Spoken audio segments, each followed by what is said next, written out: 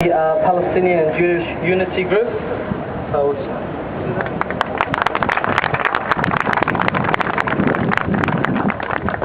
The state of Israel does not represent the Jewish people or Judaism. The prophets of ancient Israel and Judah criticized their leaders for all their acts of injustice and inhumanity. Prophetic Judaism and political Zionism are opposites. Prophetic Judaism promotes justice and compassion.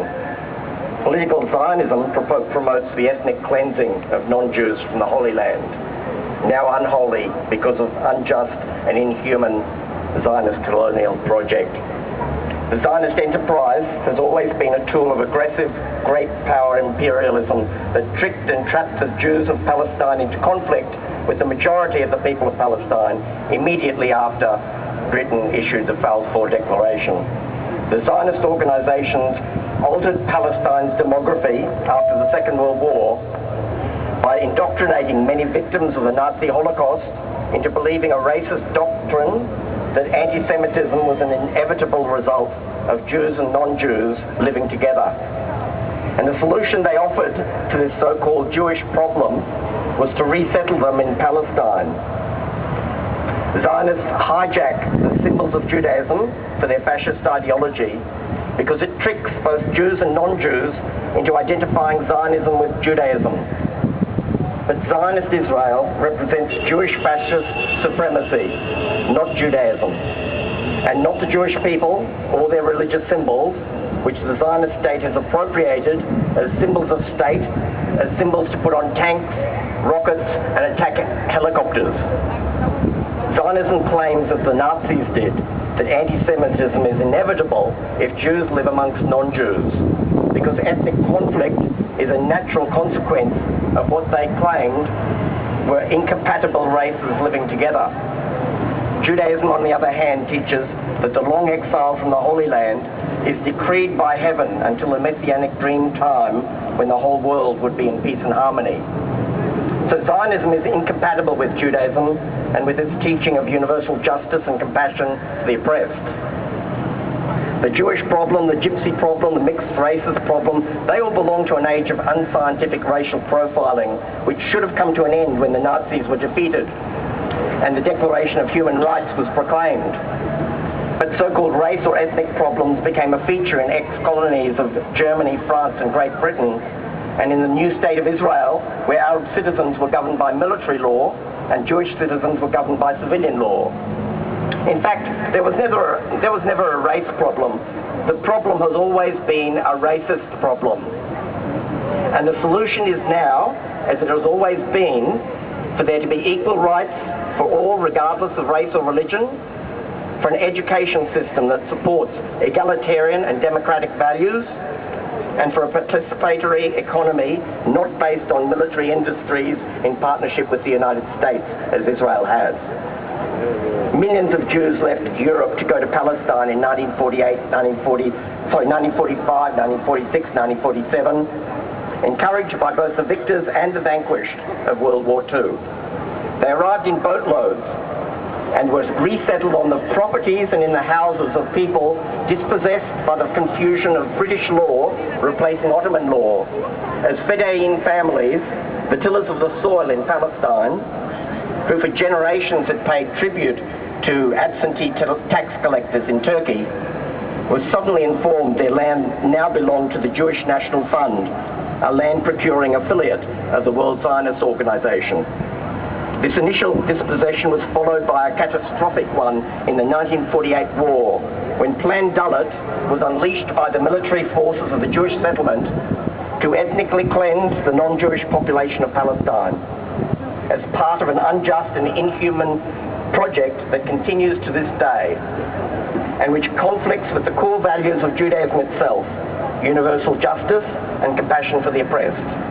Where have these values gone since 1948 till now? Why is the entire non-Jewish population of southeastern Palestine still cooped up in a Gaza nightmare 61 years after Al-Nakba, the catastrophe, and not allowed to go home?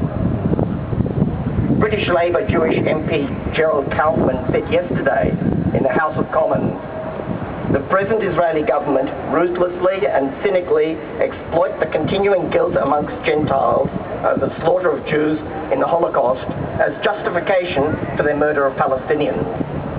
The implication is that Jewish lives are precious, but the lives of Palestinians don't count. On the claim of the Israeli army spokeswoman that large numbers of the Palestinian victims were militants, Kaufman said to the parliament, "I suppose the Jews fighting for their lives in the Warsaw Ghetto could have been dismissed as militants too." The prophet Micah said, "God has shown you what he requires of you, and that is to act justly, with loving kindness towards your fellow man." Which part of that do Zionists not understand? All of it, actually. The whole Torah is to not do to other people whatever you don't want done to yourself, to act justly and in a spirit of humanity. Now, the spirit of humanity is the name given to the new boat of the Free Gaza movement that successfully challenged Israel's siege on Gaza late last year, landing their boat The Dignity in Gaza port with supplies, journalists and activists. Israeli gunboats rammed, disabled and nearly sank The Dignity in international waters on the 30th of December. But thanks to the efforts of many supporters, the Free Gaza movement were able to get another large boat called the Spirit of Humanity, which is being turned back right now by Israeli gunboats.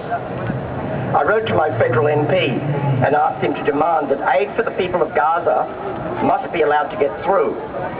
I told him it's our spirit of humanity that demands the immediate and unconditional stop of the Israeli bombardment of Gaza and the immediate and unconditional lifting of the Israeli siege, as well as the withdrawal of our ambassador until Israel negotiates with the Palestinians for a total withdrawal of all Israel's military forces, including all its armed settlers, from all the occupied territories of Palestine, including East Jerusalem.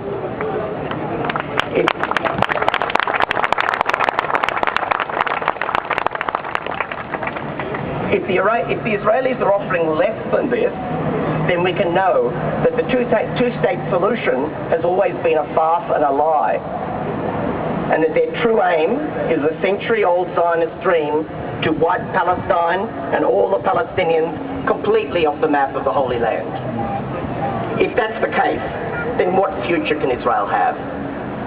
To this day, Palestine is a country in internationally recognized and historical documents going back centuries, whereas Israel remains, after 61 years, a country without international recognition for most of its self-proclaimed borders. The Crusaders held on to Palestine for 100 years, relying on constant reinforcement from all the countries of Europe, but in the end they could not maintain their hold. In order for Israel to maintain itself as an exclusively Jewish state, it relies on the United States to veto every international call to abide by innumerable UN resolutions that require Israel to facilitate the return of the Palestinian refugees. When Israel was founded, the UN proclaimed 3 Jewish areas to be an autonomous part of Palestine, and yet today there's no autonomy for the non-Jewish inhabitants of Palestine, who now live under occupation and siege. There can be no peace without an end to the occupation of Palestine. Thank you.